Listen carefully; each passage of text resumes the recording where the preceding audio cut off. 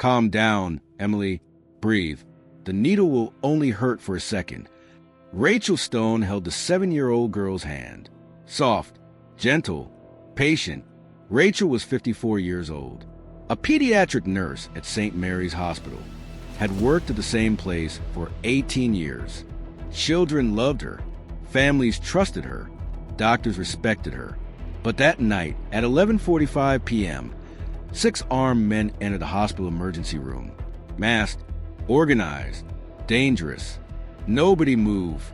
This is a hostage situation. 80 patients, 35 staff, 6 armed terrorists, and their demand, release of their imprisoned comrades. Rachel stood in the corridor. Her hands trembled, but her eyes remained calm, because Rachel Stone wasn't just a nurse. 16 years ago, she was a Special Forces combat medic, 75th Ranger Regiment, 4 combat tours, Afghanistan, Iraq, 89 wounded soldiers, 89 lives saved, 0 losses, until her last mission, when she lost half her team. Now, in the hospital, 80 innocent people and 35 staff were under death threat. Police were 20 minutes away, but 6 terrorists would start killing in 10 minutes. Rachel's choice was simple: hide and wait, or fight. If you love discovering the extraordinary past of ordinary people, don't forget to subscribe right now. Hit that like button and tell us in the comments where you're watching from. Now, let's dive into Rachel's real story. Rachel Stone had joined the military at age 22, had finished nursing school, but didn't just want to care for patients, wanted to do more. I want to apply for the Special Forces Combat Medic program, she told her commander. The commander was surprised. That program is very tough for women. 90% fail. Rachel had smiled. Then I'll be in the 10%. And she was 18 months of training, 20 hours a day, physical endurance, tactical medicine, field surgery, decision-making under fire. Rachel was one of the first 5 women to graduate. Her first mission was in Afghanistan, mountain region. Her team had been ambushed, 3 soldiers wounded, enemy fire continuing. Rachel had run forward. While bullets flew around her, she treated the wounded. Tourniquet, blood transfusion, first aid. 3 soldiers survived because of Rachel. Second mission, Iraq. Overturned Humvee for soldiers trapped inside. Vehicle on fire. Rachel had gone in, despite smoke, despite fire, pulled out the soldiers, one by one, burning her hands, but saved them all. Third, fourth, fifth mission, up to 89 wounded soldiers. Then came the final mission, Afghanistan, special operation, 12-person team. Target, capture a Taliban leader. But intelligence was wrong. There was an ambush, heavy fire. 6 soldiers had been shot. Rachel had run, tried to treat the wounded, but under the hail of bullets, it was impossible. 3 soldiers died in her arms. Rachel had blamed herself. I should have been faster, should have been better. That day she resigned, left the military, returned home, and became a pediatric nurse at St. Mary's Hospital. Because in a civilian hospital, nobody died, or so she thought. But now, 6 terrorists were in her hospital, 80 hostages, and Rachel had to make a choice. The terrorist leader shouted, "You have 10 minutes. If our imprisoned comrades aren't released, we'll kill a hostage every 5 minutes." Rachel was in the corner of the emergency room, child patients crying with fear, elderly patients in shock, and one of the terrorists was walking toward the pediatric section. Rachel looked at him, young, maybe 25 years old, Kalashnikov in hand, but looked inexperienced. Didn't even know how to hold the weapon properly. Rachel made a plan. Fast, dangerous, but the only option. Raise her hands. "Please, I'm a nurse. The children are scared. Let me calm them down." The terrorist hesitated, then nodded. "Okay, but no tricks." Rachel entered the pediatric room. 8 children, ages 3 to 10, all crying. Rachel spoke softly to them. "Children, listen to me. We're going to play a game now. It's called silent hide and seek. You'll all hide under your beds. and make no sound.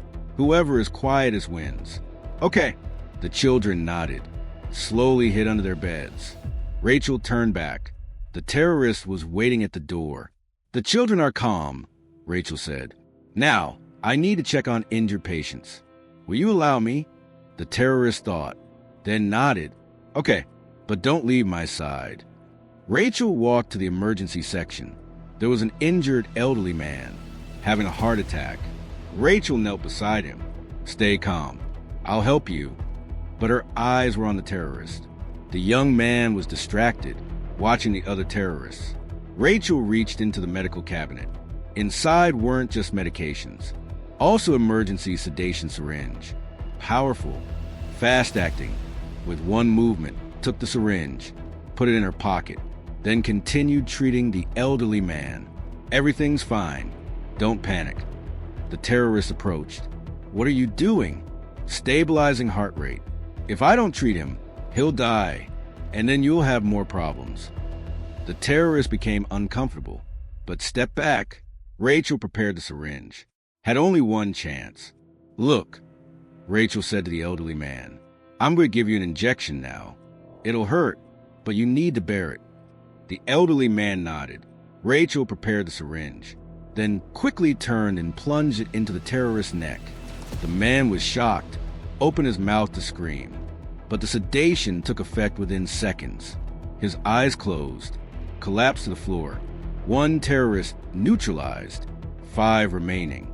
Rachel took the terrorist's weapon, Kalashnikov. Heavy, had been 16 years since she touched one, but her hands remembered everything.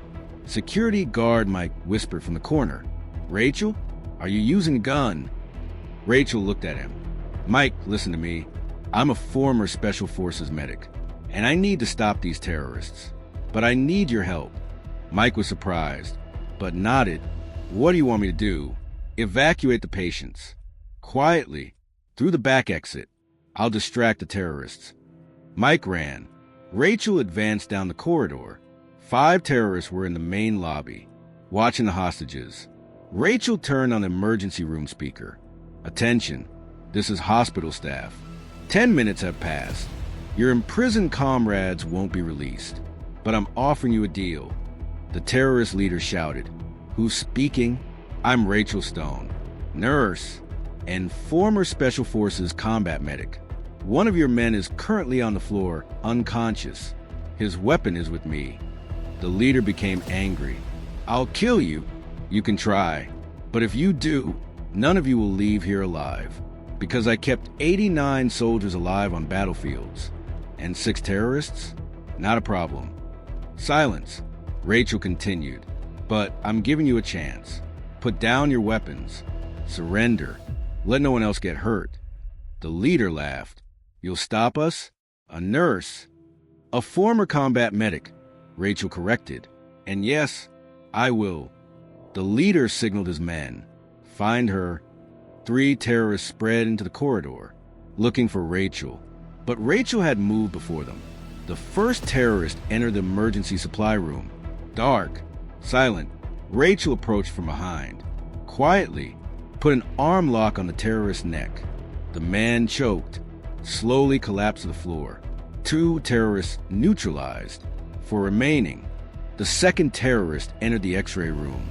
Rachel was waiting inside. The terrorist raised his weapon, but Rachel was faster. Pressed defibrillator electrodes to the man's chest. Electric shock. The man fell to the floor. 3 terrorists neutralized. 3 remaining. The third terrorist entered the operating room. Rachel was behind the table, but this terrorist was more careful. Looked around, saw Rachel, fired. Rachel jumped behind the surgical table. Bullet hit the metal surface. The terrorist approached, prepared to fire again. But Rachel had taken a scalpel from the surgical tray. Fast, precise, surgically sharp. Threw it. The scalpel embedded in the terrorist's gun hand. The man screamed. The gun fell to the floor. Rachel stood up, elbowed the terrorist's jaw. The man passed out. 4 terrorists neutralized. 2 remaining. The leader and his last man were in the main lobby with the remaining hostages. Rachel spoke through the speaker. 2 left. You still have a chance to surrender. The leader grabbed a hostage, a young doctor, put the gun to his head. Show yourself, or I'll kill him. Rachel paused. A doctor, innocent, defenseless, just like the soldiers in Afghanistan. She couldn't save them either. But this time could be different. Rachel walked into the lobby with hands raised, had put down the weapon. Here I am. Let the doctor go. The leader laughed. Foolish woman. Now I'll kill you. But Rachel smiled. No, because you didn't look at what's behind you. The leader turned. Mike, the security guard, had entered the back door, taken the last terrorist weapon, and now aimed it at the leader. Put down the gun, Mike said. The leader hesitated. Rachel advanced. It's over. You lost. Surrender. At that moment, police sirens were heard. 20 minutes had passed, but Rachel had reduced 20 minutes to 18. The leader dropped his weapon, fell to his knees. You're just a nurse, the leader said. Rachel looked at him. No, I'm a combat medic, and I never, ever let my patients die. Police entered the hospital. 6 terrorists arrested, 80 hostages safe, 35 staff alive. No deaths. The next day, the hospital director called Rachel to his office. Rachel, you're a hero. Rachel shook her head. No, I just did my job. But your background, special forces, why didn't you ever tell us? Rachel looked out the window. Hospital garden, children playing. They were safe. Because that life is over. I don't fight anymore. I heal. The director smiled. Last night, you did both. 2 weeks later, the Department of Defense sent Rachel a letter. Ms. Stone, we thank you for your service. If you wish to return, your place is ready. Rachel read the letter, thought for a long time, then wrote her response. Thank you, but I'm needed here. Children trust me. Patients need me. And perhaps the best war is the one against illness. Now, Rachel still works at St. Mary's Hospital, still gives children shots, still comforts families. But staff see her differently. Patients respect her differently. Because Rachel Stone isn't just a nurse. She's a protector, a warrior, a hero, and on the wall, a new frame hangs. Inside, military medals and hospital badge side by side. Written below, Rachel Stone, healer in war, protector in peace. If there's one thing to learn from this story, it's this. War doesn't only happen on battlefields. Sometimes in a hospital, in a school, in a home. And real heroes fight not with weapons, but with courage. Don't forget to subscribe to Invisible Legends. Where are you watching from? Drop a comment.